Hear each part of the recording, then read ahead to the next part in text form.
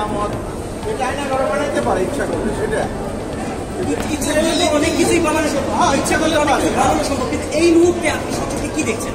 এই মুহূর্তে ওরকম কিছু দেখা যাচ্ছে না, কিন্তু যেটা নিয়ে কথা এটা আসলে লিপ্টে যায় আমার তো কোনো ধারণা নেই।